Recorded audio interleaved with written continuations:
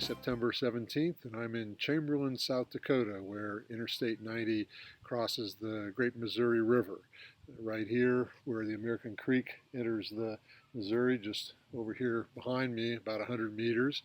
Likely Lewis and Clark expedition would have spent the night here as they paddled or pulled their way up the Missouri on their famous voyage or journey of discovery to the Pacific Ocean.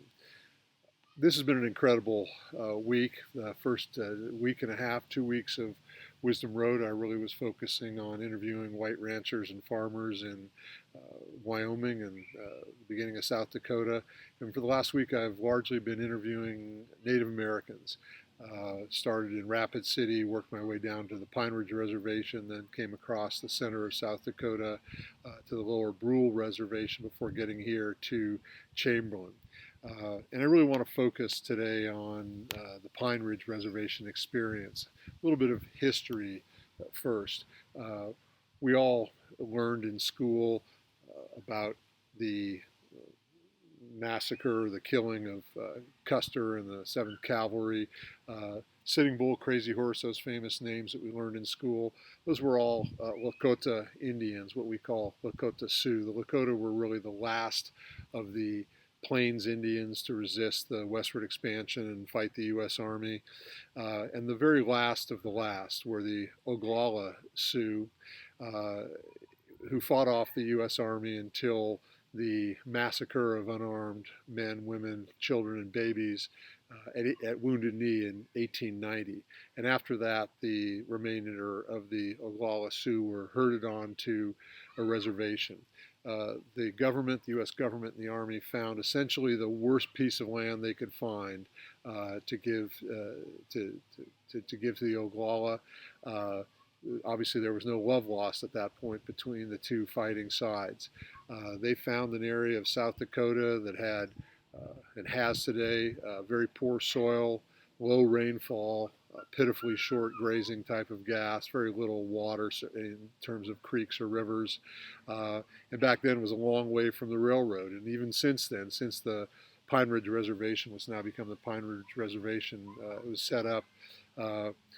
There's nothing else really there. There's no hidden minerals, there's no oil and gas, no coal, no interstate highway comes anywhere near the Pine Ridge.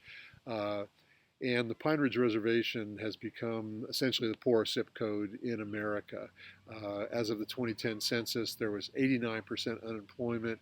All of the rates of alcoholism, drug addiction, suicide rates are literally off the charts. It's a really, really difficult place to live, obviously, and even just a difficult place to visit. Many people live in single wide or double wide trailers that with thin insulation that must feel like cardboard during the winters here when it can get to be minus 30. So this is a tough place, and I spent time both on the reservation talking with folks and other folks up in Rapid City who've lived their whole lives on the reservation. And in order to really understand it, we have to understand that the multi-generational trauma that has been undergone by the Lakota people who live there. It, of course, started with being herded onto a reservation that had essentially no resources and no way to live. The natural lives of people were disrupted. The roles that they played in their society were taken away. And then, of course, after the turn of the century, the beginning of the 20th century, the government started taking the children away and putting them in boarding schools around the country. We know a lot more now about the incredible abuse that took place at those schools, where the motto was kill the Indian to save the man. So there was nothing nice about this at all.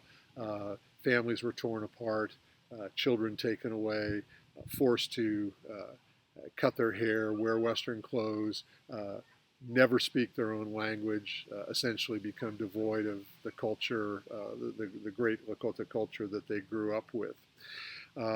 which installed and started a cycle of incredible trauma amongst the people and created this multi-generational system of alcoholism, desperation, etc. On all the reservations, but perhaps most on the Pine Ridge, where the population is greatest and most removed from any kind of potential employment, jobs. There's virtually no fresh food, no retail, no entertainment, no financial services on the reservation at all. They've just sort of been set aside, and the rest of us, including the state of South Dakota, have done their best to forget that they're there. So there really is this incredible trauma, and everybody I met can articulate that. And it's not just trauma from the past. It shows up today in the racism that people from the reservation have faced as young people and continue to face today in places like Rapid City. Tamara Miyasato is a great lifelong educator. I met with she and her mom, who's also a lifelong educator. When I was in Rapid City, they both spent a lot of time both on growing up in eastern South Dakota, but also working and living on the Pine Ridge. Tamara tells about a time when she was in high school. She says, and I'll use her words, she recalls a group of high school seniors used to always bully me. A white friend and I were at McDonald's in the morning, and my friend was driving. The boys blocked the parking lot so she couldn't get out, and they said, "We're not letting you leave until you get that dirty little bitch in this van with us." Tamara goes on to say, "They wanted to kidnap me and do God knows what else. My friend laid on her horn and booked it out of the parking lot right over the curb and the lawn to get me out of there." Another person I interviewed on the Pine Ridge, Colton Jacobs, only 28 years old and lived an extremely difficult life. His mother was a meth addict. Part of his life they lived in Rapid City. He said they had to steal for food.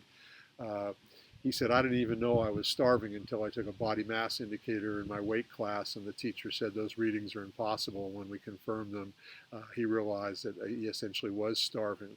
Colton says the most peaceful time in 3 months of his life was when a cartel member was living with him in his home, giving his mom drugs because his mother was too afraid of this cartel person to make noise, and so it was peaceful time for him. Rose Frazier, a woman who I'd met before on the Pine Ridge, tells a story just from a couple of years ago about going into a restaurant in Rapid City, sitting there for 15 or 20 minutes, the waitress not bringing them water or a menu, and finally when they asked if they could be served, the waitress said, quote, "Maybe you'd best be fitted out at another restaurant because they're Native Americans." So this type of rampant racism is still prevalent today when people go off the reservation, and that's not going away anytime soon, it appears. And yet, despite the desperate conditions, despite the trauma, despite the racism that Native Americans are still faced with in this part of the country, we find all kinds of reason to be hopeful.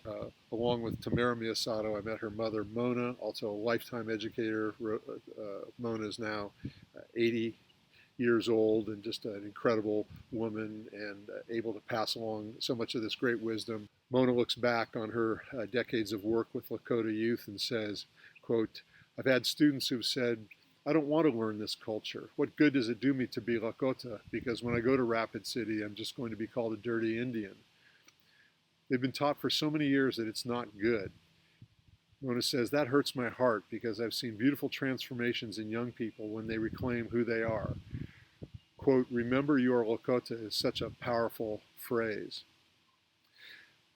Dallas Nelson also grew up on the Pine Ridge, and he is the director of a learning project at the Thunder Valley Community Development Organization there. They're starting a school for young people, a Lakota immersion school for young people, and also classes for their parents that are going to be taught and organized by elders. And Dallas says, the state's been telling us how to educate our kids for over 120 years. We've proven that doesn't work for us. Our kids aren't thriving when they should be. The systems that we create have to be founded through our ways of thinking and believing, in our language and in our spirituality. What are all the key lessons to us as Lakota? What are the most basic and important things that Grandma and Grandpa taught you? How did you learn? Tamara is also starting a Lakota immersion school up in Rapid City using many of those same guidelines and principles, focusing not on what the education system tells us that our kids need to learn by a certain grade, but what the kids need to know to be able to leverage their own cultural wisdom traditions within the dominant white world in which they're living. I asked Colton, the young man who'd been through so much trauma in his life and has lived both in the white and the Lakota world, if he, at the end of the day, can have any affinity at all for white people in general who've caused so much trauma. And he says, and remember, this kid's only 28 years old and has lived an incredibly hard life. So, just what a prescient and bright young man. Ultimately, he said, we're all just children. Even the leaders in our world are actually all children. They're doing things the way that they were taught by their parents. Once you understand that, then you can forgive easier. I watched the alcoholics, the addicts. Even though they kept screwing up, I could see where they were trying. And Mona, when I asked her about how we might heal some of the divides in this country and what sort of values the Lakota bring to that conversation, she says this, quote, "We will heal our country by first healing ourselves. You do that by learning, and then you have something to offer. What you really offer is yourself. Sometimes it's just a smile or a pat on the back. Sometimes it's a kind word. Those kinds of things do more for people than you'll ever know. You can be a good relative," and parenthetically, the Lakota view pretty much all of us ultimately as relatives.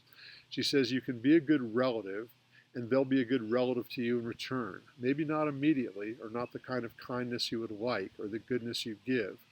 We can't change society by ourselves, but we can do our part by being as good as we can and being as healthy as we can be.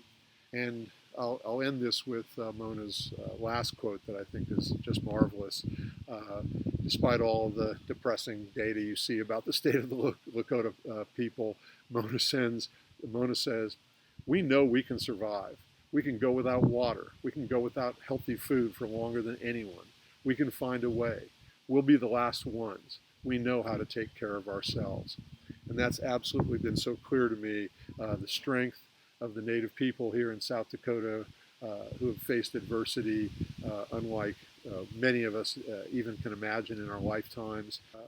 As before, you can always follow me on the Wisdom Road Facebook group, on Twitter at Grant Lichtman, and I'd love to hear your comments, get your feedback, and any of you who are educators, I'm happy to interact with you and your students about the history, the sociology, the natural places, natural science of what I'm seeing out here in a part of the world that many people don't visit.